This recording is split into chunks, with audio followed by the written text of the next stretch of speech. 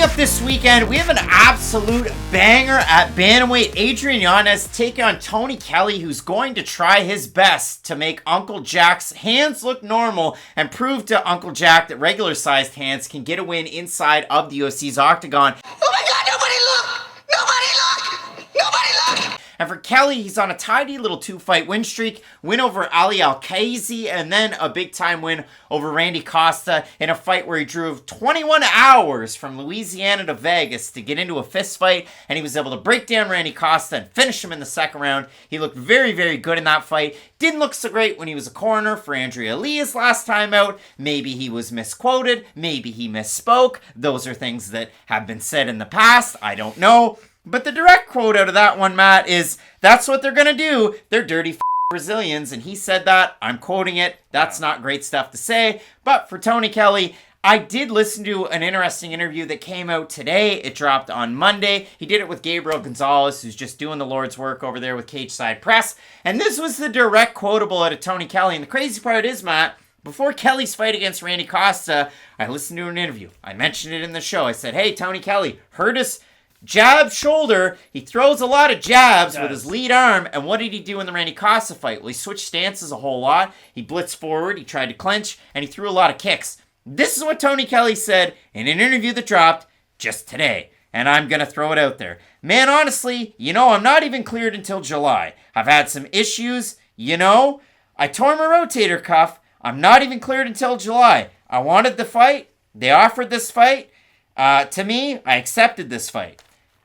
Well, then how can he even fight? Who cleared him for it? So clearly, I'm assuming. Things are different in Austin. This is an assumption that it might be the same arm that he's dealing with, because he did have injuries, rotator cuff injuries, before he fought Randy Costa, and he finished Randy Costa. So now he's going to be taking on Adrian Yanez. These two have kind of been going at it on Twitter since the fight was announced. Tony Kelley even called for a fight against Adrian Yanez after he had beaten Randy Costa because of the connection, because Yanez had beaten Costa as well.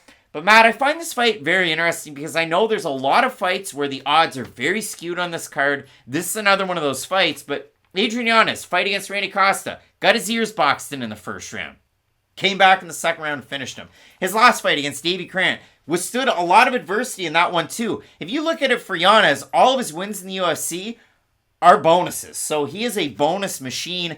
I think this is going to be a very, very good fight, but I don't think people should really overlook Tony Kelley all that much in a matchup like this one. You just told us he might have a torn rotator cuff, though. I just said, man, honestly, I'm not even cleared until July. He's going to be fighting in June. It's just, that was a lot of red flags to throw up before you say, well, Tony Kelley's got a great chance. That's all.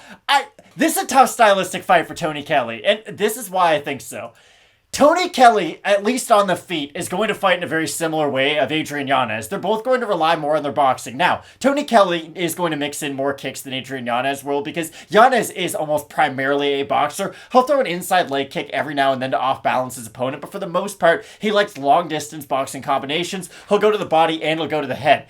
Tony Kelley relies on a lot of those exact same tools, and my issue is, think back to when Carla Esparza fought Tatiana Suarez. You have two fighters who, really, if you're just breaking down what they do and how they express their martial arts, they do all the exact same stuff. But one fighter is just turned up a little bit more in some of those areas, and it turns into an extremely one-sided fight because both the fighters like their, at least offense in similar ways. If Tony Kelley shows up to this fight thinking, hey, I'm going to be able to use my jab and it won't get countered, I'm going to be quick on my feet, get inside and outside, he's probably going to get lit up in the boxing range, because even with Yanez, go back and watch the Costa fight. Yes, he is having adversity in that first round, but nobody can fight at the pace Costa did for the first round for 3 rounds. It's almost impossible. Costa fought at such a ridiculous pace for that one round that it was almost like, hey, if I don't get him out of here in round 1, I'm kind of screwed after that. And we saw Yanez immediately after that first round, the tide completely shifted in his manner. He landed one clean body shot. It completely sat the energy out of Costa, and then he finished him with a really nice combination up against the cage.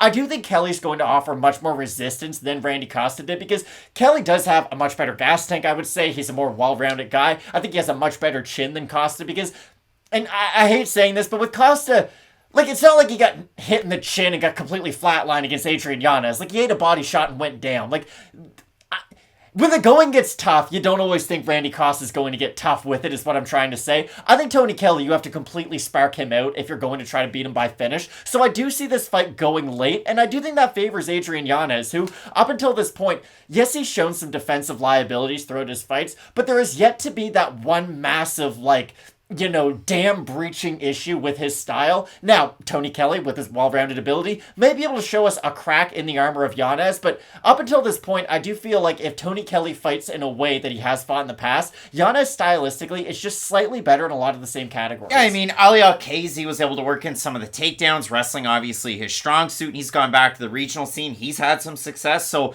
we'll see if maybe Al-Kazi ends up back in the UFC, first Jordanian in the UFC. But for Tony Kelley, again, yeah, I do like those kicks, and I do like the fact that he was able to compensate for the shoulder injury in his last fight, because by all accounts, by his own account, it was there, and he was able to mix in a couple of different things. For Yanez, again, we'll see how he deals with some of that adversity, and I do look at it, this is Yanez's first fight out of 18 total fights in Texas. He's never fought at home before. So again, he's a Houston guy. The fight's in Austin, very close by. Shreveport, Louisiana's own Tony Kelley, Louisiana, Texas, getting that flavor in a shorter there. drive than the last one for Tony Kelley. Shorter drive for sure, and I think you could probably fly right now. You can fly in the States. But you do look at this fight, Matt, Kelley, Yanez, a couple of guys, Julian Lane fight, they're down to bang. We have a look at the odds for this fight. Yanez open to minus 350 favorite, minus 345 or thereabouts. For Tony Kelley, open to plus 285, plus 263 is what Best Fight Odds says.